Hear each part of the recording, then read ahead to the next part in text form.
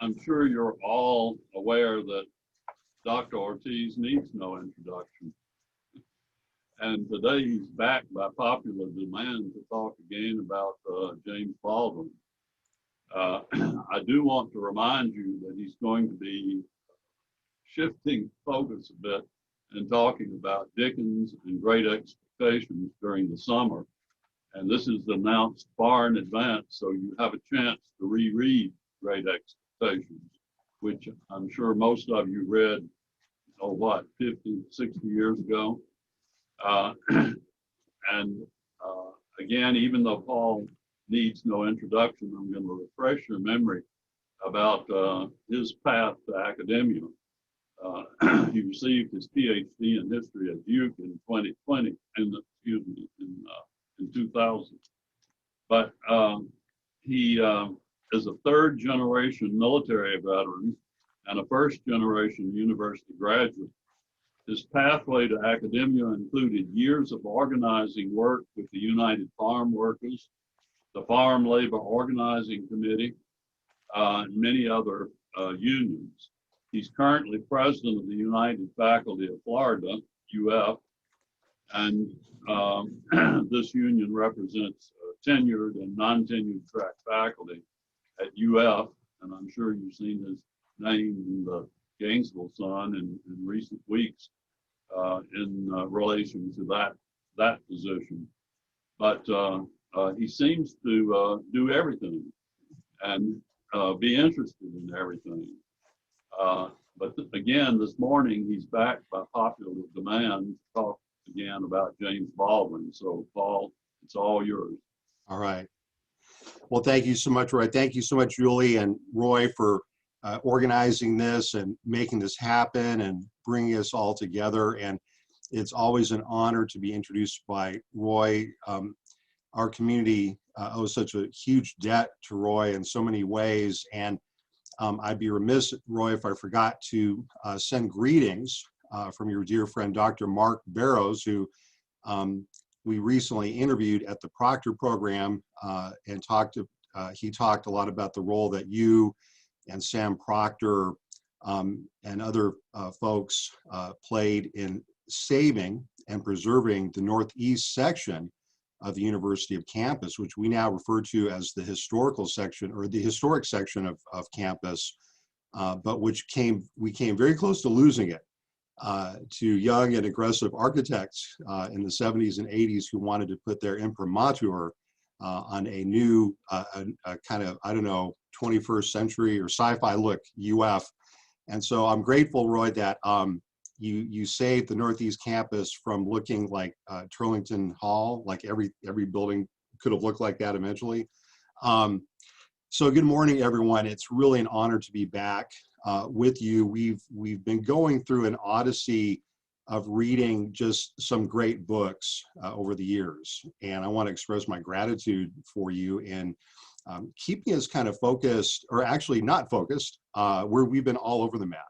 You know, we've talked about William Faulkner, we've talked together about Toni Morrison, Mark Twain, Harper Lee, so many great writers. And as Roy mentioned, we had a discussion about a year and a half ago about James Baldwin, but it was a little different because we were thinking about the larger scope of Baldwin's work. And having said that, I'll do my usual disclaimer for our literary scholars, because I know we have some. I'm not technically a literary scholar. I was not trained formally in literature. I'm really just a historian who loves books. And reading James Baldwin is such a treat because the historical details in Baldwin's novels are so rich and full of meaning that one could really use Baldwin to teach a course on U.S. history, really from start to what we have now. I almost said start to finish, but hopefully we're not finished, right? We're just in 2021. In fact, today I'm going to do something a little unconventional. I mean, you're going to be able to tell that this is like a historian right away, because I'm going to take us back through some history, some theatrical history to explain how I've been thinking about this novel. But again, one of the things I want to emphasize is that this is not really necessarily a comprehensive deep dive through this incredible book. It's a big book, right? And I talked to a few of you already who contacted me. One of you even wrote a paper on this book, which I think is a testament to how rich in meaning it is for the time. We mentioned in the publicity for this that the book was quite controversial when it was published for a number of different reasons. Remember that the reviews for the book were coming out in the summer of 1968, the fall of 1969, roughly. The New York Times review of Tell Me How Long the Train's Been Gone was written by none other than Mario Puzo. And here's a trivia point. You all know what Mario Puzo became famous for. He didn't become famous for writing this review of Tell Me How Long the Train's Been Gone. He became famous for another work, of course. But along with many others at the time, he really panned the book.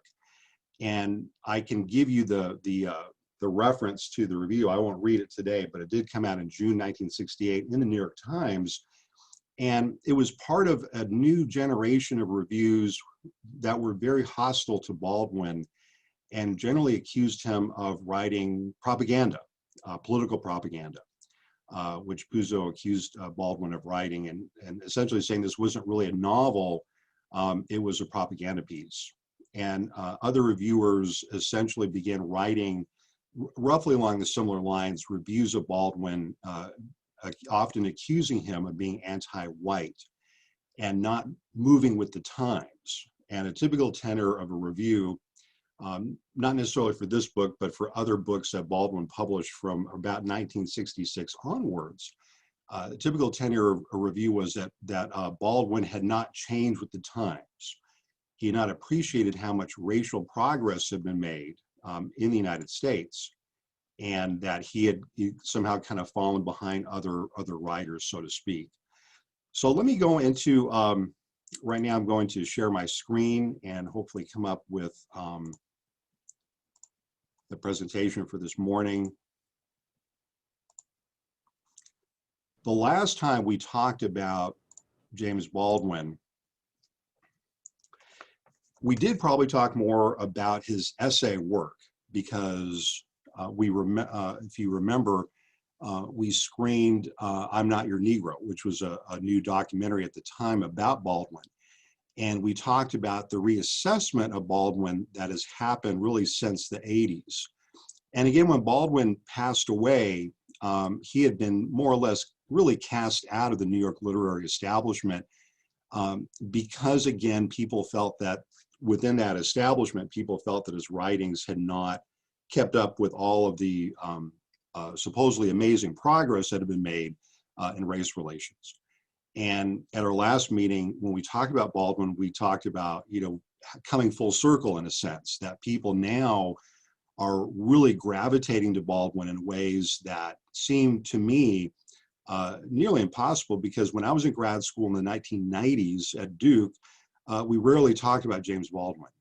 And now, though, Baldwin has really, people are reading James Baldwin. And I shared with you that at our last time together to talk about Baldwin's works, that actually a lot of high school students are reading James Baldwin.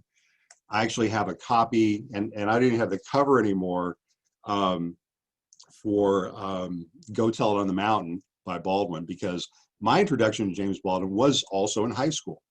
And I mentioned to you, I had this incredible high school English AP teacher. It was the only AP course subject I ever took in high school, who introduced me to James Baldwin and to Ralph Ellison, who I'll talk about a little bit today, and Richard Wright, and Sylvia Plath, and so many others. And those writers were really lifesavers for me.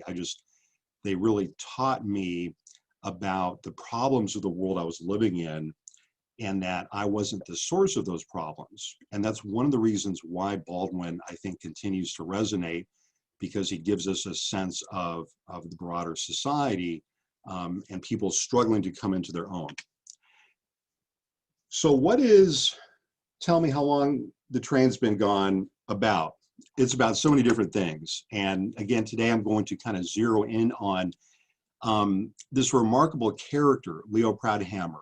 And Leo is, we start the novel at kind of the end, right, where he's had this terrible heart attack. He begins to reflect on his life, and what's really there's the central point, or a central point of sequences in the novel, is when he begins to think back on his artistic breakthrough, his stage breakthrough, which came about in a very fascinating play called I'm sorry, not Tell Me How Long the Train's Been Gone, a play titled The Corn is Green, based on a play by Emlyn Williams, who's a noted Welsh playwright of the time. Really, in many ways, The Corn is Green is a pivotal part of this novel. And it's also a very important part of, I think, James Baldwin's intellectual development. Now, every session that we have together, dear friends, I'm notorious of giving you homework assignments. And one of the things I've mentioned before, that I believe that any great novel deserves to be read and reread and reread. And I think the same is true with this novel. One of the things I suggest you doing is to go back, and when you reread this book, is actually start with the sequence where Leo Proudhammer is first approached by Constantine to do this, to be Morgan Evans, to play the role of Morgan Evans in the play. That sequence, and that sequence is what I'm going to talk a lot about today, is really a pivotal part, I think, of James Baldwin's development as a writer and his efforts to really come to grips with U.S. history. Because for Baldwin, in his mind, to be a successful novelist, one has to have a knowledge and an interpretation of U.S. history, which is very different than the mainstream. In other words, and we've talked about this in terms of Toni Morrison, certainly Harper Lee, Mark Twain. These are writers, and they're also rebels. They're writers who really shake things up, and they're writers who trouble us because they're going to peel back the surface layers of everyday life, and they're going to tell us that the world we think we live in is not quite the world we actually live in. So this idea that Baldwin really kind of teases us with, this novel is a play within a play. And the within part is The Corn is Green. So let me talk about The Corn is Green a little bit, because some of you no doubt have heard of this. Maybe some of you have seen it. It's still a very popular performance. It premiered in the National Theater in 1940. It was a hit. And one of the reasons it was a hit is because who plays in the starring role of Miss Moffat? And that's none other than Ethel Barrymore, one of the greatest actors in this nation's history in any genre. And I don't know if you've ever had the opportunity to see any video or any of Ethel Barrymore's films. She was incredible. She was a legend. She was also a very courageous person. If you look at the history, for example, of labor organizing, Roy mentioned, I think earlier, I'm president of the United Faculty of Florida. Ethel Barrymore was also a labor leader. She led the 1919 strike of what became the Actors Equity Association and helped actors transition from living in perpetual poverty. And that's a key theme for James Baldwin, is performers, and he has other stories where he shows a musician or a performer living on the very edge of poverty. And this is why I think it's so interesting that he picks The Corn is Green, because that, again, the key character in getting this play popularity across the Atlantic is Ethel Barrymore, who, among other labor leaders at the time within the acting industry, was responsible for helping many actors actually be able to make a living out of being an actor. And that is so much of what Tell Me How Long the Train's Been Gone is about the struggle to survive, the relationship between art and society, and being able to put food on your table, right? So the Corners Green premieres in the National Theater in 1940. It's an enormous hit. It plays for almost a year, I believe. And the story behind the Corners Green resonates with people across the Atlantic, in the transatlantic world. And so there are a number of really interesting revivals, both on Broadway, but also filmic adaptations. And you can kind of tell, if you've never read the play, you don't have to have read the play, by the way. I've never read the entire thing. I've only read parts of the third act, which James Baldwin talks about in the novel. But if you're familiar, if you've seen any of the films, you'll know that that character of Miss Moffat, as the person who kind of teaches and uplifts this poor Welsh miner, is really the pivotal character, or the interactions between Miss Moffat and Morgan Evans. That's really what the play hinges around. And it's been suggested that the novel fulfills a certain need among people to kind of see themselves, middle class or even upper class folks, to see themselves as uplifting people in poverty and helping them out of poverty kind of one person at a time. It's been described as kind of a Pygmalion kind of story, if you will, as well. A story of uplift. The story actually ends, though, in a very ambiguous manner, with the character of Morgan Evans, originally the Welsh miner, who goes off to Oxford or Cambridge, I can't remember which one now, I always get them mixed up, but goes off, but leaves behind a child who will be raised by Miss Moffat, and he's not to have any contact with the child. In other words, he leaves his old life behind.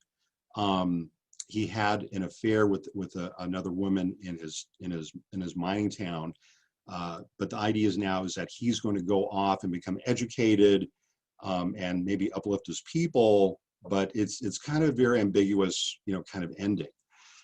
But Baldwin, through the remarkable character of Constantine, creates a new kind of story. And I'm going to talk about that in a moment, but I want us to kind of remember at this point that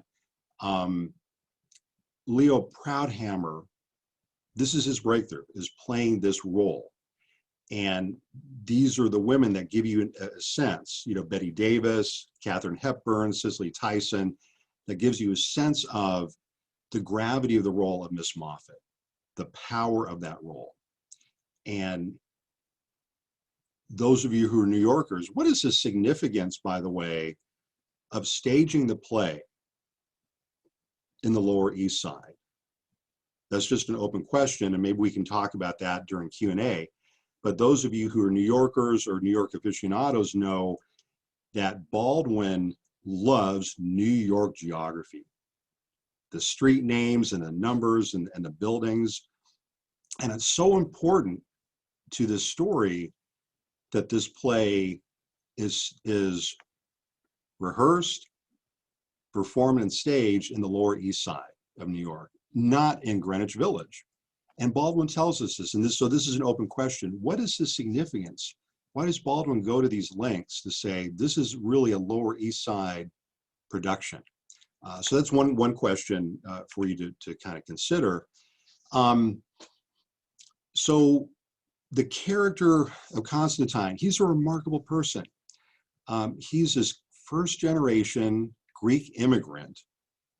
Baldwin suggests to us that Constantine is kind of a refugee of sorts. There was a lot of political upheaval in Greece, as there was all throughout Europe after the end of World War II.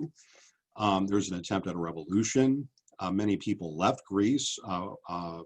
Actually, one of my best graduate RAs right now is the son of Greek immigrants whose parents left under conditions pretty similar, actually around the same time that Constantine would have left Greece. And you'll forgive me if these characters for me have come to life, and sometimes when you read these stories, you begin to get confused. Who's a real character, who's not? But that's really, I think, the mark of a good writer. But Constantine approaches Leo Prathammer. It's very important. It isn't Leo Prathammer that goes to Constantine. It's Constantine through a friend who actually approaches this young African-American musician who's had very minimal, kind of stage experience, but sees a promise there. And the theme about education is so important. It's really a centerpiece here. But think about how Constantine frames this problem of education and race. One of the things that's most impressed me in this country is the struggle of Black people to get an education. I always think it's one of the great stories and nobody knows anything about it. If there were a play on that subject, I'd probably do that. But I don't know of any, and so I thought I'd try this experiment with this play. This is how Constantine is going to change the arc of the corn is green, because traditionally it's a Pygmalion kind of story where a person from the better classes is going to uplift a person from the lower classes, the people out of doors, the rabble, the working classes, whatever you want to call them. But Constantine has already changed the arc of the story, because he says he wants to do a play about the struggle of Black people to get an education. In other words, they're the ones that have the agency in the story as much as the Miss Moffat character. Now imagine what it would have been like to play in The Corn is Green in 1945 with Betty Davis as Miss Moffat. She's the first female lead in that role. But now Constantine is actually suggesting that the character Morgan Evans is going to have equal screen time, to borrow an acting metaphor. And I want to kind of take a step back into Florida history, because this is where Baldwin's story echoes so loudly for us in Florida and in towns like Gainesville, because the struggle over education is really the centerpiece of the struggle of Reconstruction in this town and all throughout the United States. I have the honor to be a member of the Alachua County Remembrance Committee, and my job as one of the historians is to try to explain why this county had such a high rate of anti-Black lynching and violence. Florida, of course, had the highest per capita rate of lynching in the country between the 1880s and World War II.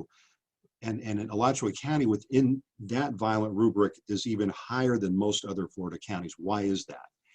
And so in the markers that we've created to commemorate the victims of lynching, and you may have heard about last week's event in Newberry, my analysis of this is that the high rate of anti-Black violence here is this violence is directed at a very vibrant and very successful Black educational, political, and social economic leadership.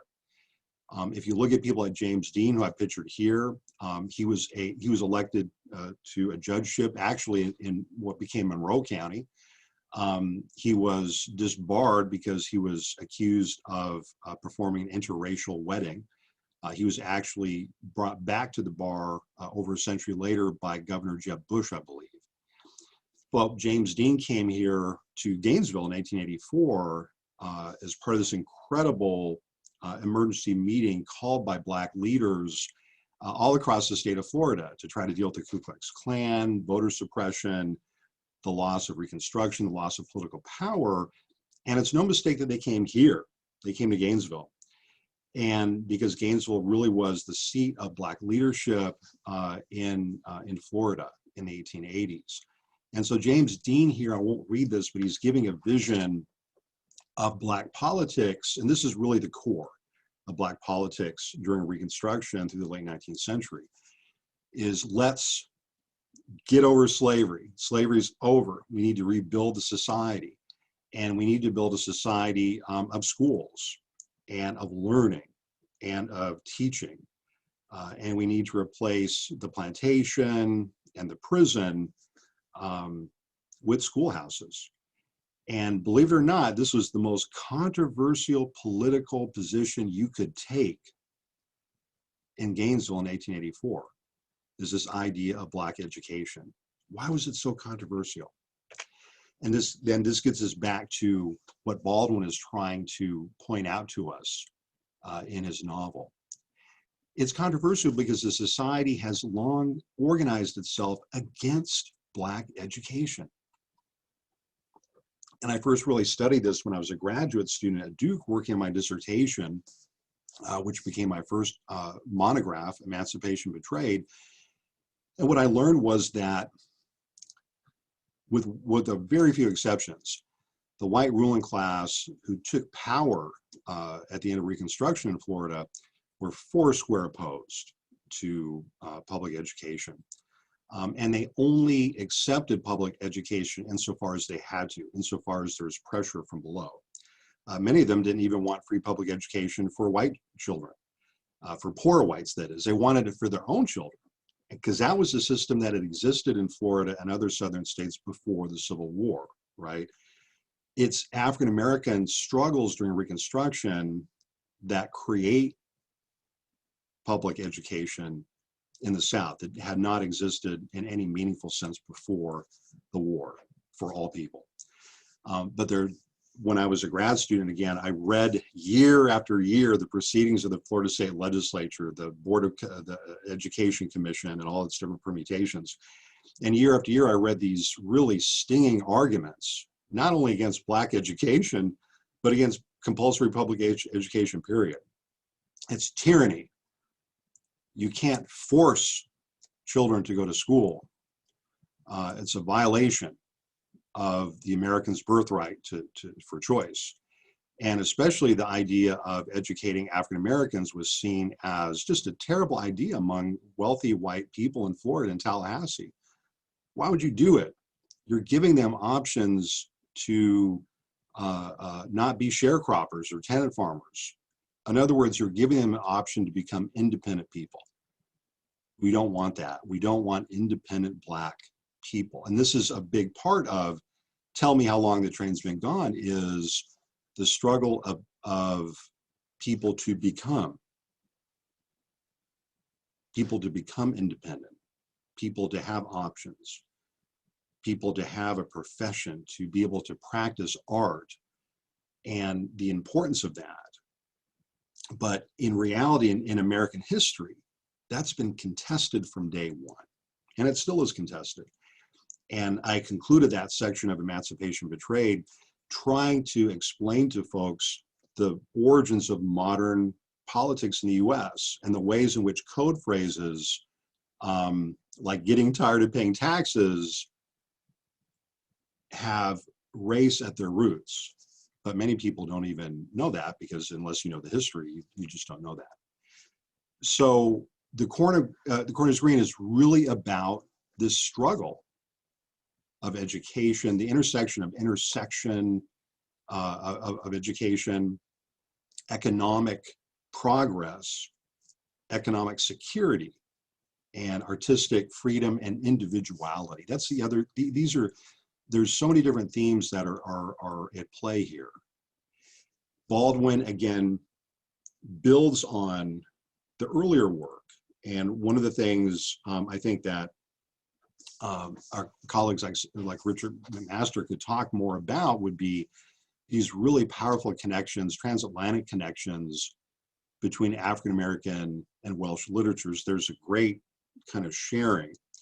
There's also these iconic moments when people like Paul Robeson, go and talk to the Welsh miners, learning some of their songs. The Corner's Green, actually, there's performance of Welsh music is really, that to me is really the most powerful part of the movie, at least.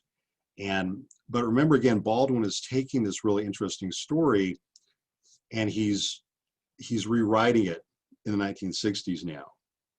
He's challenging this uplift theme, and he's saying that education alone is not going to solve our problems. The Corner Green, I think, is kind of a seductive story, because part of the theme is, if only we could reach everyone, and if only we could educate everyone. And Baldwin doesn't downplay the power of education, but he suggests that that's not going to be enough. and he kind of follows us out through different characters. But I'm going to read a passage for you that hopefully will illustrate part of this point. And let me get my reading glasses out.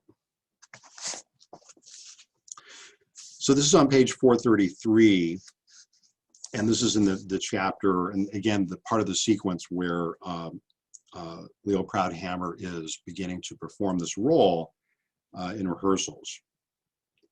And he's looking back again, now he's looking back from the perspective of successful actor, probably the foremost Black actor of his time, but he's thinking back to that first important, or that breakthrough performance. I've done lots of plays since then, some of them far more successful, but I'll never forget this one. There's nothing like the first cold plunge, and any survivor will tell you that. When the curtain came up, I knew I was going to vomit right here in front of all these people. The moment I delivered my first line, "No, miss," I knew I was going to be all right. And you can tell from the other actors and from the audience. Bunny and I were working very well together, and some very, very nice things happen in our scene at the end of the first act, when she has read Morgan's composition and invests him with a sense of his potential, which he has never had before. I played that scene for all that was in it, and for all that was in me, and for all the colored kids in the audience who held their breath. They really did. It was the unmistakable silence in which you and the audience recreate each other. And for the vanished little Leo, and for my mother and father, and all the hope and pain that were in me. For the very first time, I realized the fabulous extent of my luck. I could, if I kept the faith, transform my sorrow into life and joy. I might live in pain and sorrow forever, but if I kept the faith, I would never be useless. If I kept the faith, I could do for others what I felt had not been done for me. And if I could do that, if I could give, I could live. If I kept the faith, I could do for others what I felt had not been done for me. And if I could do that, if I could give, I could live. And that's really part of the core of what this novel is all about. And the connection between religion and theater. And this is something that those of you who've read Baldwin and other novels know, he reminds us frequently, theater has its origins in religion. There's a resonance here. I could live if I could give. The interaction between the audience and the performer is pivotal in Baldwin from the start to finish. And as I begin to wind up, I'll talk a little more about the critical element of that interaction. The performer in Baldwin is never a solo person on a stage. As great as Bette Davis and Katharine Hepburn and Cicely Tyson were, their lives as performers depend upon the audience. The interplay between the audience and the performer is something that Baldwin has been concerned with from the very first novel he ever wrote. Remember, he is a preacher's son. He himself taught as a youth pastor. He understands this dynamic. It's not about just the individual, even though in the passage, obviously, this is about the individual coming into his own, becoming a full human being, right? But they can't do that without the audience, without the interaction with other people, the individual and the community. It's a constant thread in contemporary literature, right? And again, the reason I love Baldwin, well, one of the many reasons is the richness of historical content. Another play or drama within a drama here is the Red Scare. McCarthyism and the Red Scare color everything in this novel. Whether we're talking about the civil rights movement, the frequent allusions to McCarthy himself, the fact that Constantine is essentially, people know Constantine is going to be called before the House Un-American Activities Committee. Why do they know this? I want to leave that as an open question for now. And I want to read this passage. This passage is one of the most striking passages I've ever read. This is Leo on his way to opening night of this performance, which is going to change his life. But when I first read this, I thought, let's get to the performance. Why this odd thing? And I had to do a little research on this film. And this is the passage. Recklessly, I rather felt that this, and this is on page 430, if you want to follow along, page 430 at the bottom. Recklessly, I rather felt that this was the very last day of my life. I took a cab to Broadway, to the theatrical section of New York. That is, not having the courage to go downtown to my own theater, which is in the Lower East Side. I wandered around these sordid and frightening and beautiful streets, little Leo, on the Great White Way, and made the very great mistake of walking into a movie called My Son John. I have no idea why I did it, having never had any respect for Leo McCarey's work, and having always been totally impervious to the charms of Miss Helen Hayes. She's always impressed me as an aging, not very bright drama student, perfectly suited for Christmas pageants, preferably someplace in Vancouver. She always makes me think of football rallies, and there was indeed a great deal of football talk, as I remember, in this exceedingly shameful and depressing movie. Or I'm sorry, exceedingly shameful and depressing film. It was just about the worst thing I could have possibly done that day. That movie made me ashamed of human beings and ashamed of my profession. And I thought, my God, if this is what is supposed to happen to me, I swear I'll go back to the post office. My wife and I had a very good laugh. I read this to her last night. My wife, as some of you know, is a retired letter carrier. My God, if this is what is supposed to happen to me, I swear I'll go back to the post office. It was more shameful than anything I'd ever had to do with my fucking menial tray. And we remember the painful sequence earlier in the book about the menial tray on the stage, right? I walked out into the streets, again, to find a cop beating up some poor man in the gutter, My Son John. So if you've never seen Leo McCarey's My Son John, it's worth a watch. It is, and again, I'm just a historian, I'm not a film critic. It is an abysmal film. It is, it's been called one of the foremost of Hollywood's kind of early anti-communist films.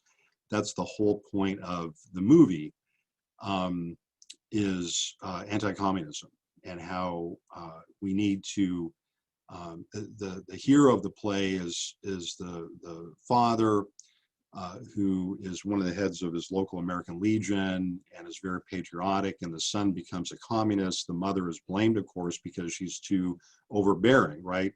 Moms, we know the story. Moms are always blamed. It's the father who's always right. But it's really a story about that situates, again, and I want us to think about why Baldwin would interject this film, My Son John, this kind of epitome of Hollywood's anti-communist film productions during the time. He's really trying to get us to understand the historical context of the period. Now remember, he's publishing this book in 1968, but Leo makes his debut in 1952 or 1953. And so Baldwin is going back about a decade and a half, and he's trying to remind us about the pain and really the consequences of McCarthyism on America's creative life. That is, that everyone knows that Constantine or Connie, and I would argue that this is a character that we really need to go back and think more about. Baldwin's novels are full of these characters. in some ways, the interaction, and as I'm kind of wrapping up here, I apologize, I haven't talked as much about the interactions. I mean, obviously, people have focused a lot, rightly so, on the incredible interactions between, you know, Barbara and Leo and Black Christopher and Caleb and the parents. And I've kind of elided those. And so this has been a very incomplete discussion of the novel, to say the least. But there's some aspects of Baldwin that, that become, over time, very accentuated. One is, what is the level of actual artistic freedom in the society to explore these very deep social problems? Like, if we want to talk about, you know, we want to get honest about race in 1952, Baldwin is telling us there's a price to pay. And we're used to talking about the Ku Klux Klan and that kind of a price. But Baldwin is telling us the whole society in New York is permeated with fear. And people know that Connie is going to be pointed out and harassed by the government. It's only a matter of time, right? That's kind of the pall that's cast over. Baldwin can never give us a 100% uplifting story. Like, there's no riding off into the sunset here. It's like, you know, Leo has this great breakthrough, but at the same time, the person who makes that possible, the Greek immigrant, his career is destroyed by the Red Scare. This is something that happened to many, many artists during the 50s. So this is very true to life in many ways.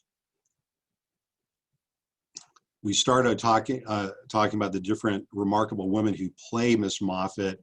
Cicely Tyson does a performance in 1983. I knew I would find a photograph with this. The only reason to show this, by the way, this doesn't really fit into my presentation. I just wanted you to see James Baldwin with Cicely Tyson and Harry Belafonte.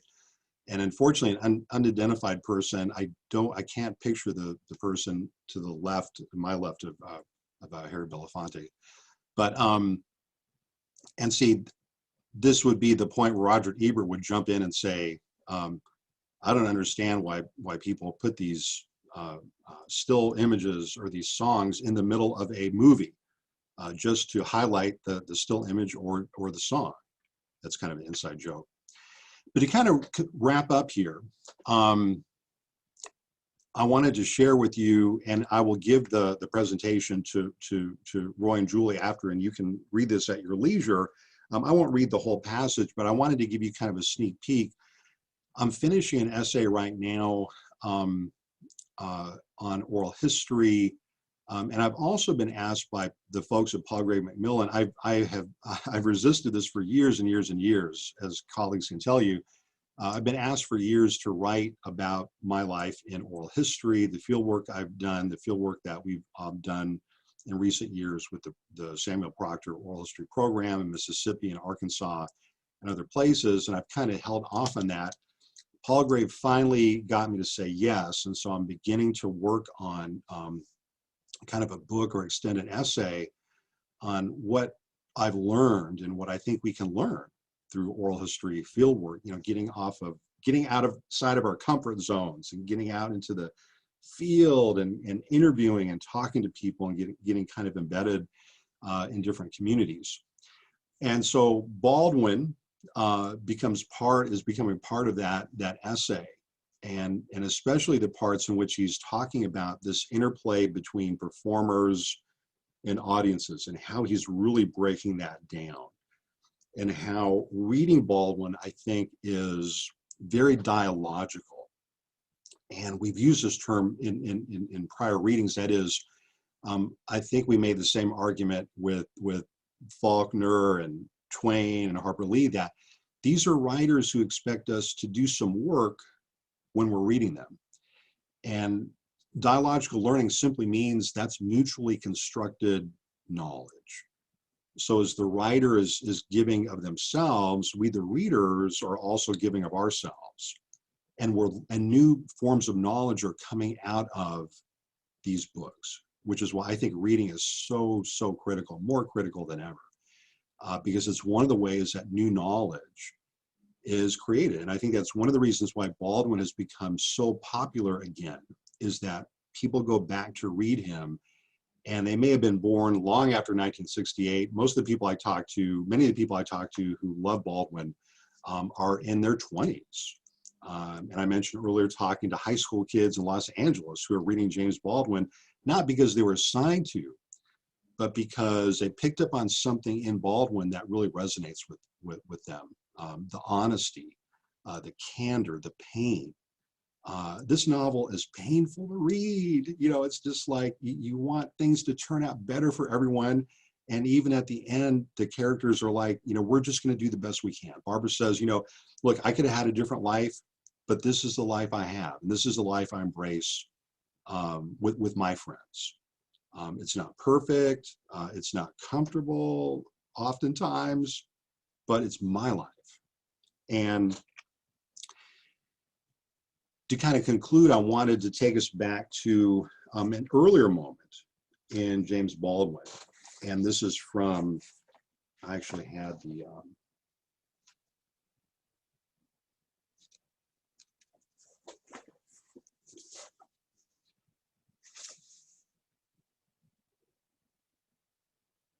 from Going to Meet the Man. So in Tell Me How Long the Train's Been Gone, the fact that Leo Predhammer is a musician is a very important part of the story, because he has to kind of make his way up. He's playing in this small barbecue joint, and he has to learn how to connect to his audiences. And there's a story called Sonny's Blues that's in Going to Meet the Man, which is a short story collection published a few years before Tell Me How Long the Train's Been Gone.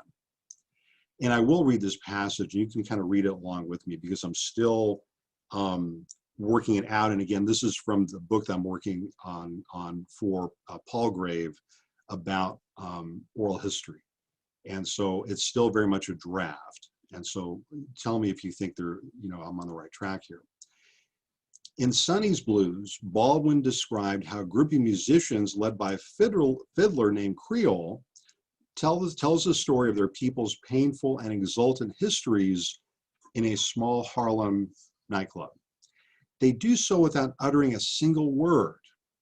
The narrator observes, quote, "He and his boys up there were keeping it new, at the risk of ruin, destruction, madness, and death, in order to find new ways to make us listen. For while the tale of how we suffer and how we are delighted and how we may triumph is never new, it always must be heard. There isn't any other tale to tell. It's the only light we've got in all this darkness."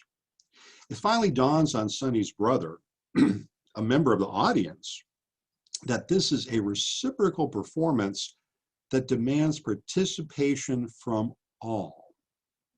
Freedom lurked around us, and I understood at last that he, and he is Sonny on the keyboards, could help us to be free if we would listen, that he would never be free until we did. Once again, the watchers become interlocutors and stamp their own collective historical meanings on an intimate blues performance. And I think this is part of the narrative thread that runs throughout Tell Me How Long the Train's Been Gone, because it isn't just about a young actor coming into its own. It's about a young actor learning to interact with the people around him in a way that he can fully kind of self-actualize, to kind of use neo-Freudian language, right? But he has to learn how to live in the world. And the audience is a key part of that. The audience is really the key to his freedom. And that's terrifying, because once you reach a point where you realize that it isn't just on you, that it's about you and your interactions with others, that's really something. So actually, this is part of the last presentation, so I'll kind of go from there. And again, this has not been a comprehensive discussion of Tell Me How Long the Train's Been Gone. I wanted to highlight to you the aspects of the story that really are a drama within a drama, or a play within a play, to suggest that knowing why the Cornish Green is in the story, it's right in the middle of the story, is very important. This is the play that Leo Proudhammer is going to build his career upon. And it's a story that resonates with so many Americans, and Baldwin has taken it and he's created something new out of it. With that, I will again thank you for your amazing patience with me, and I'll be happy to entertain any questions or thoughts or comments you may have about the story or the presentation. Paul, you are always both informative and challenging. I'm so old that I remember being taken to see the movie of Corn is Green. Also, when you were talking about the use of the McCarthy Committee, that relates so directly to our earlier discussion of the Johns Committee and its actions here at the University of Florida, which was the direct outgrowth of the McCarthy Committee. So you challenge us in so many ways, and I'm sure there are a lot of questions. So who is first? One of the first questions I have is, where did you go to high school? Sounds like an outstanding school. I went to Bremerton High School. I graduated in 1982. Bremerton is a gritty shipyard town. Our shipyard is one of the most important in the country. We were the home port, and Bremerton is in the Puget Sound. It's about a 60-minute boat trip from Seattle across the Puget Sound. And when I was growing up, we were the home port for the USS Nimitz, the Enterprise, two of these great, nuclear aircraft carriers. We were the home port for a lot of Poseidon class and Trident class nuclear submarines. And every Trident submarine carried enough firepower to wipe out all of Europe. That's what I grew up, learning as a kid. Air raid, nuclear air raid drills, we took it seriously. We knew that there was a missile from the Soviet Union that had our town's name on it. And the town, you have to remember, was only about, our population hovered around 50 to 55,000 people at the most. During World War II, the population exploded. I heard as high maybe as 150,000 people lived in this very small town. But you can imagine what it was like as a kid in a town of 50,000 people when the USS Enterprise, this great service vessel, almost 4,000 young men, back then it was just young men, came ashore, after being on a Westpac tour, right? They've been out on the sea for 6 or 9 months, and they come into your small town. So that was kind of the milieu that I grew up in. I've admitted this in the past, but I was not a good student in high school. I things other than my academics, unfortunately, in mind. I did play sports, but I was on my way to the military, frankly. And that's growing up working class in Bremerton. We didn't really talk about college. That wasn't really given to us as an option. It was military. Well, your dad was in the Marines. Your dad was in the Navy. So that's just what you're going to do. And that's very much still the case. All of my relatives and family members are either active duty military or retired or disabled, spouses of military. But I did have this, and the teachers, you can imagine how challenging it would be to be a teacher in that kind of milieu, where college is not, still it's not the default, right? But I had this one teacher, Don Bidwell, who just sent me a letter. We have a correspondence going whenever I go back home. Those of us who are around take him to lunch or to dinner, and for Father's Day, and just an amazing person. And Don was this white English teacher who introduced me to Richard Wright, to Baldwin, to all the literature which really sustained my life and really made life meaningful to me.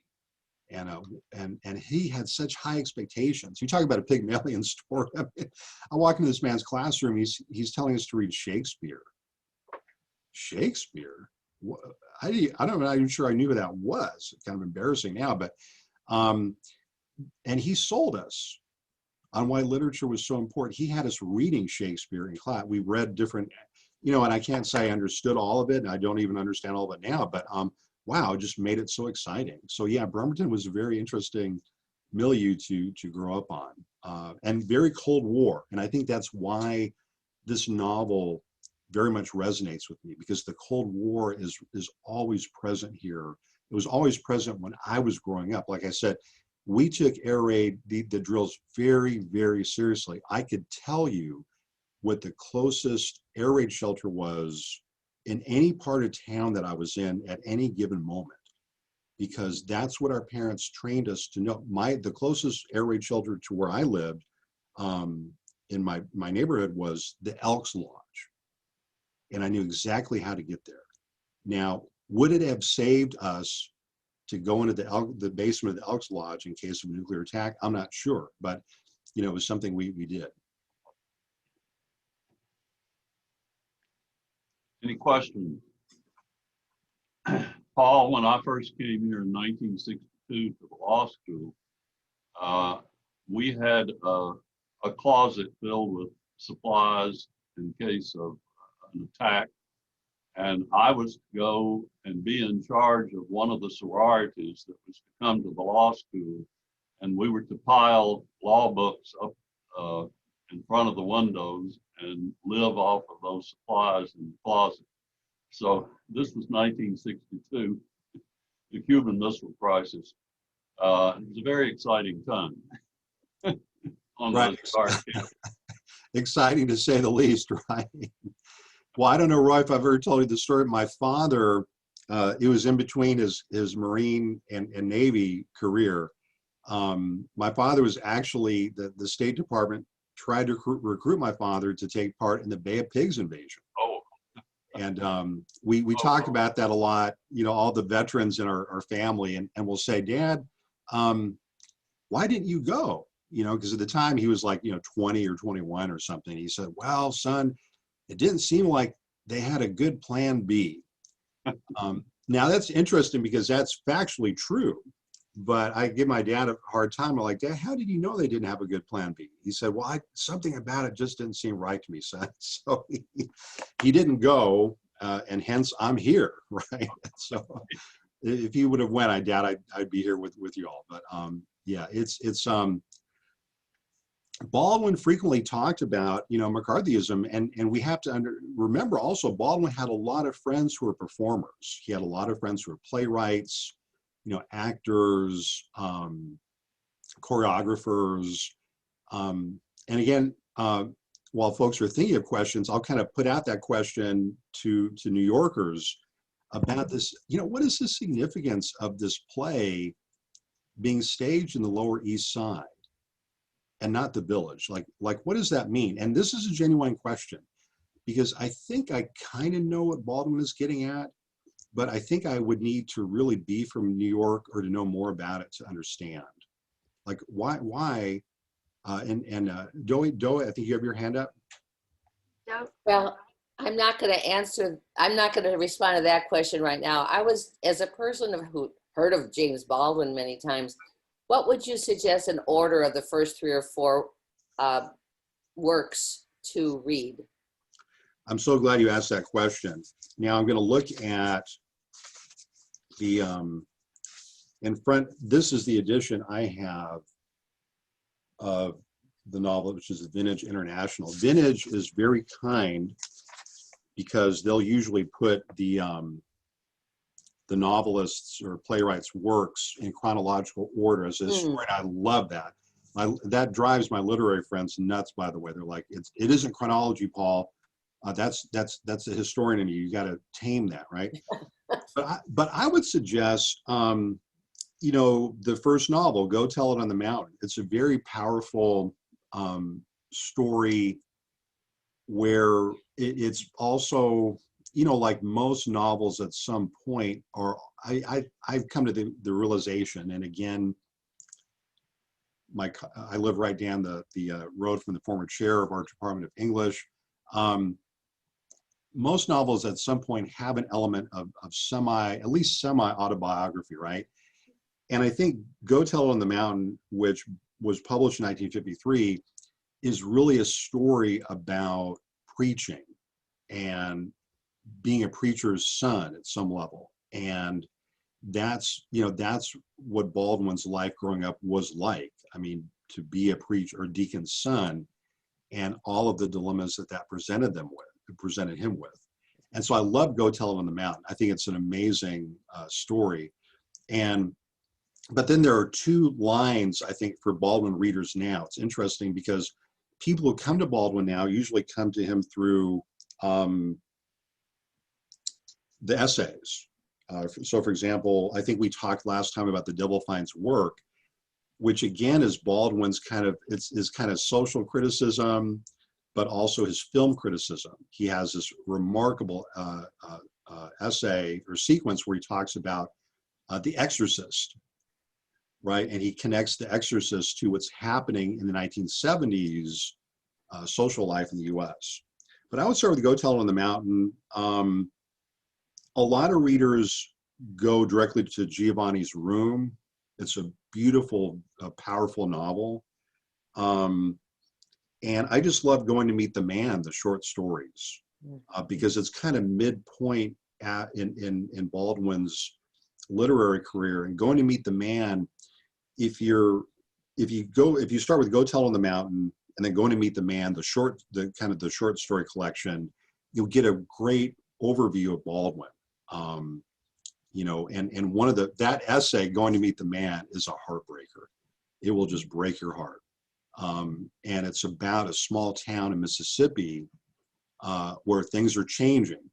Mississippi or Louisiana, I can't remember, but it's a small town in the Deep South where the world is turned upside down. And it's not about Black people primarily, it's about white people. And I think it's been Baldwin, and we talk, you know, one of the, you know, Roy, one of the novels that's been on my reading list over and over again. I did the closing keynote for the Zora Neale Hurston Festival in Eatonville last month. And of course it was virtual this year because of the global pandemic, but I talked about Their Eyes Were Watching God primarily. And I just, and a lot of questions came about Seraph and the Swanee, which was Hurston's novel about white people, right? And Giovanni's Room, I think, gets a lot of attention because people will say, well, you know, it's Baldwin's novel about white people. I don't necessarily agree with that assessment, but it's a beautiful novel altogether. And I think I'll kind of stop there, except to say that a good introduction to Baldwin would be, I think, to start with going to, you tell I'm thinking out loud now, Go Tell It on the Mountain, the first novel, and then alongside of that, kind of trade between reading a novel like Another Country, which is very powerful, and or Giovanni's Room, I'm sorry, and then jump forward to No Name in the Street. No Name in the Street is one of his collections of kind of social, you know, essays. Okay. Thank you very much. Laura, did you have a question? I see you've unmuted. Yes, I have a general question about Baldwin. I mean, I always felt for him sort of that he is a very poignant person, someone who has suffered so much in his life. I mean, he started out with a stepfather who really was incredibly mean to him.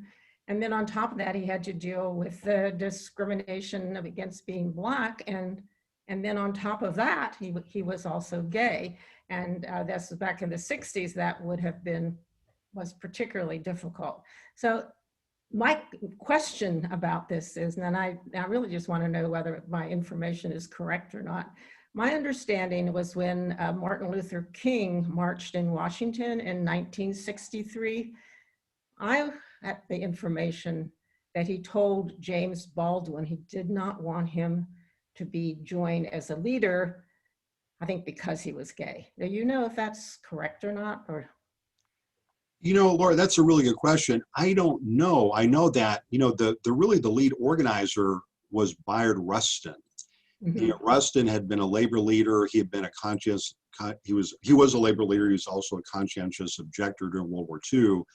and also very openly gay.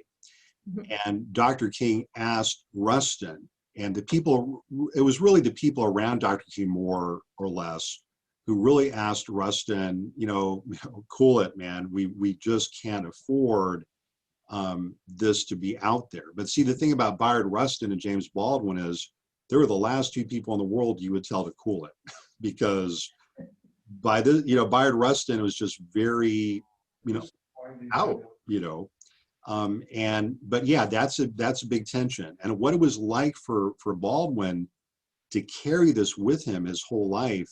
He was interviewed and actually in the 70s, Laura, Baldwin was interviewed quite a bit on just the question you raised. And he was asked about his relationship to, to the Stonewall Rebellion and kind of the queer revolution, as it was called back then. And he was kind of ambivalent. He was saying, well, I support them, but at the same time, they don't really understand me as a Black gay man. He was even not quite comfortable with the term gay. He's like, what does this really mean?